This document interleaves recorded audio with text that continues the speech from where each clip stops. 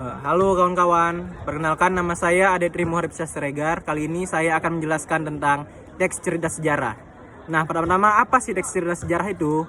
Teks cerita sejarah adalah teks yang memuat mengenai suatu penjelasan atau penceritaan tentang suatu fakta dan peristiwa yang terjadi masa lalu.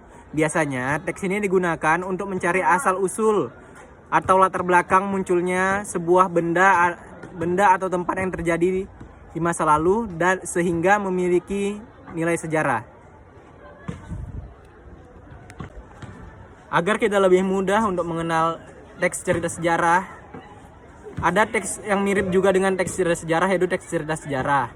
Nah, saya akan menjelaskan perbedaan antara teks cerita sejarah dan teks sejarah. Pertama-tama dari segi teksnya, dari segi isi, teks sejarah berisi fakta-fakta dan data yang valid, sedangkan teks cerita sejarah memiliki unsur khayalan atau imajinasi yang digunakan penulis. Umumnya, sumber penulisan teks cerita sejarah adalah dari wawancara, buku, hingga imajinasi. Yang kedua, dari bentuk penyajian. Cara penyajian kedua teks ini berbeda. Teks cerita sejarah disajikan dalam bentuk narasi antar tokoh. Sedangkan teks sejarah disajikan dalam bentuk karya ilmiah. Dan dari yang ketiga, perbedaannya yaitu dari tujuan. Tujuan teks sejarah sendiri adalah untuk edukasi dan sarana informasi yang terkait apa yang terjadi masa lampau. Sedangkan teks cerita sejarah bisa bertujuan untuk sarana hiburan. Struktur teks cerita sejarah. Nah, struktur teks cerita sejarah ini ada 6. Yang pertama, orientasi. Orientasi itu adalah pengenalan tokoh, tempat, waktu, dan latarnya. Yang kedua ada pengungkapan peristiwa. Pada pengungkapan peristiwa ini menceritakan peristiwa atau kejadian awal yang berpotensi menimbulkan masalah. Yang ketiga ada konflik atau rising action. Pada tahap ini, penulis akan menunjukkan konflik atau masalah yang mulai semakin rumit. Yang keempat ada komplikasi, yaitu puncak masalah. Nah, pada bagian ini adalah bagian paling menebarkan, menghebohkan dan puncak dari masalah. Biasanya di dalam bagian ini berisi peristiwa pertikaian atau peristiwa lain yang dihadapi antar tokoh. Yang kelima ada resolusi. Resolusi adalah penyelesaian dari masalahnya.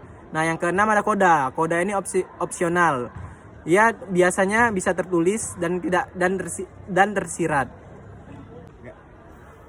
Untuk kaidah kebahasaan dari teks cerita sejarah, yang pertama itu ada kata ganti orang ketiga. Yang kedua ada keterangan waktu atau keterangan masa lampau. Keempat ada keterangan tempat. Kelima ada konjungsi temporal. Yang keenam ada konjungsi kausalitas. Yang ketujuh ada nomina dan kedelapan ada verba. Untuk kaidah kebahasaan dari teks cerita sejarah sendiri, yang pertama ada kata ganti orang ketiga. Yang kedua ada keterangan waktu atau keterangan masa lampau. Yang ketiga ada keterangan tempat. Yang keempat ada konjungsi temporal. Yang kelima ada konjungsi kausalitas. Yang keenam ada nomina dan yang ketujuh ada verba. Nah, untuk ciri-ciri teks cerita sejarah ini, yang pertama, judul pada teks cerita sejarah memiliki sifat yang eksplisit. Eksplisit itu tidak terbelit. Yang kedua berisi fakta-fakta. Yang ketiga, komplikasi dalam teks cerita sejarah memiliki sifat yang gradual. Yang keempat, resolusi yang terdapat pada teks cerita sejarah berisi kesimpulan.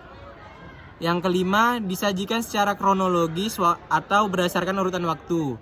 Yang keenam, merupakan bentuk cerita ulang karena menceritakan kembali pengalaman di masa lampau. Nah, mungkin hanya itu saja yang bisa saya jelaskan tentang teks cerita sejarah. Lebih dan kurang saya mohon maaf. Assalamualaikum warahmatullahi wabarakatuh.